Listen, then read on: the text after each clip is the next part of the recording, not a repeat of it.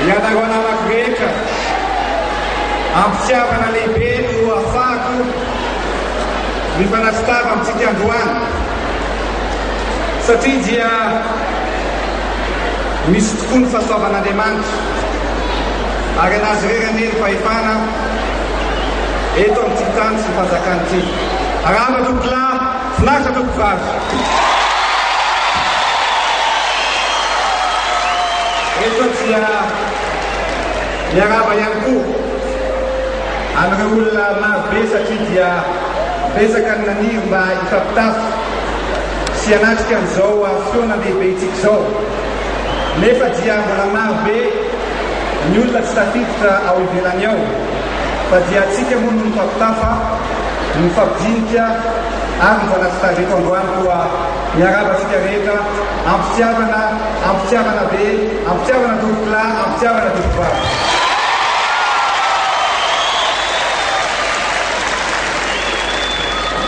Androany dia iresaka mivatana aminao, aminareo ankizipony tena resaka hoentina anazavana ny fiainam-pireneny sy ny hoavin'ny Madagasikara. Ahafahako mampita aminao,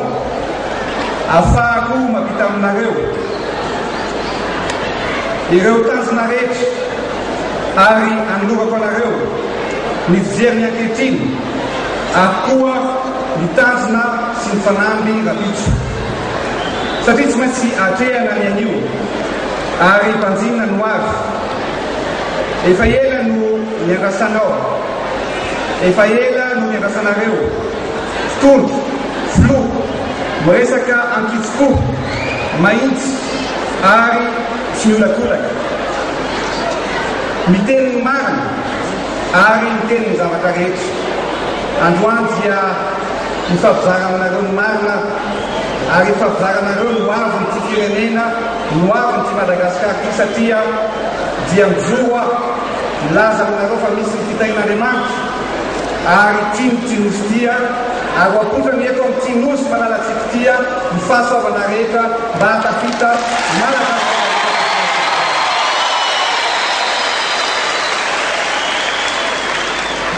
satria moa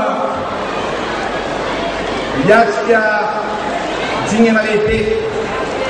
eo amin'ny fiainan'ny firenentsika dia tsy ino zany fa ny fifidianana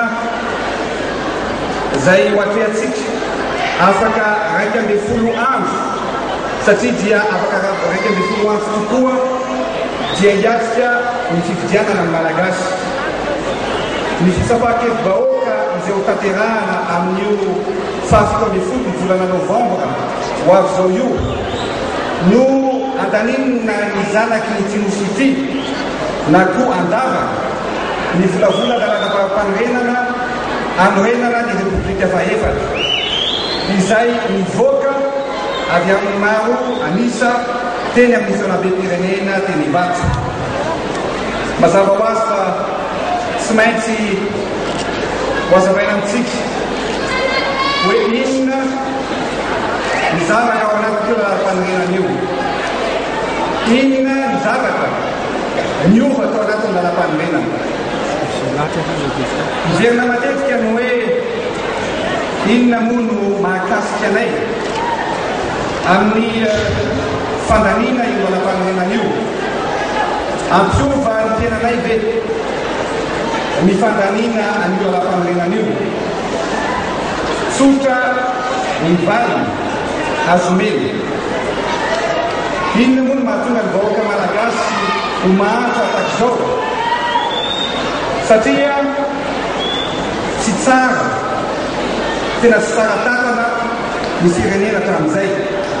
satria dia ny mangalaka ihany, ny manodikodina volam-panjakana manodikodina hatrany ary ny manapara-fahefana manapaka ny fahefana hatrany. Izany hoe tsy avy hatrany koa ny volam-panjakana entina nasaovana ny vahoaka, zany ny vitan'izany zavatra rehetrarehetra zany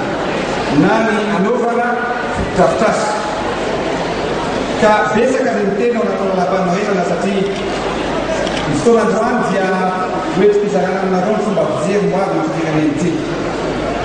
Ao anaty lalàna-panorenana vaovao dia betsaka ny manesika, betsaka ny manaratsy satria ao anaty lalàna-panorenana ity dia misy koa ny ato hoe ny eritreritra ny valim-pahatany ny tsika. Tiako milaza fa ao anatin'ity lalàna-panorenana ity dia mazava tsara ny teny ato dia ny hoe tsy azo amidy na atakalo ny tany pirenena fa ny fomba sy ny fepetra fivarotana sy ny fampanofana ny tany dia hodinihana na ho arafitry ny lalàna. Midika tokoa zany satria zao tsy midika mihitsy hoe hivarotra tany isika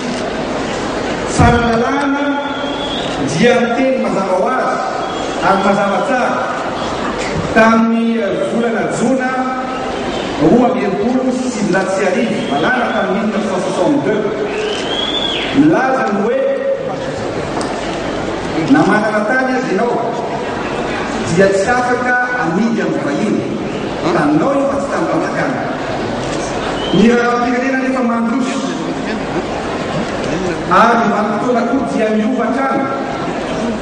ary zay ny lazaina sy notenenina hoe aleo ny lalàna no amaky an'izany. Efa nisy azo moa nivarotra tany tamin'ny vahiny fa za kosa tokolafi-tokovavy dia mijorona rehetrarehetanareo milaza antitsikoa fa tsy manana rehetreritra velively nivarotra tany